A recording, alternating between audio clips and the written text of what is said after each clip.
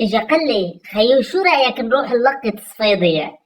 اجيت انا قلت له ماشي، بس انا مالي علاقة يا عمي. اجيت رحت لبست الجزمة مشان فوت بالبركي، وقال لي قال انه هذه الجزمة مستحيل تفوت ولا نقطة مي مثل الغواصة.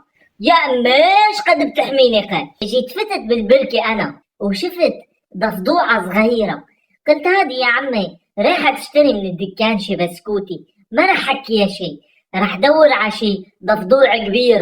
وانا مدور بهالبركي شفت ضفدع قال ما يدي جرياته وما يتشمس. اي والله مفكر الدنيا سايبه.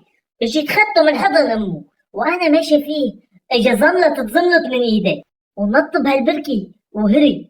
يا امي مسرعه. اجا فات رفيقي قال بده يلقط صفيدية، اجا لقط 20 صفدعة. بس كيف تقول هن كانوا بعرس او شيء. جينا هون جبناهن كلياتي وبلش رفيقي يقطعن مثل الفروج. اجا هوني قال حطن بكيس وبده يسرقي.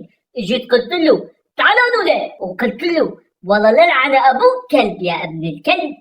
وهوني جبتي معي وقلت له انه ما عاد بدي اتفرج على الصينيين عمي لانه ماني ما يعرفوا يشتغلوا. شو هذا؟ الصينيين؟ شو دخل الصينيين بالموضوع؟ ما فهمت. هدول الصينيين اللي بيضل يحطوا علي قال بيقعدوا يقلوا العنكبوتي ويحمسوا الضفدوعة ويقطعوها، بس أنا أبحب شغلي لأني بحس إن ماني مطيبات. اجيت حملتين وجبتين لعند ستي لهوني وحطيتين بالمقلة وقليناهن وطلعوا مقرمشات. يا أمي بطيبي.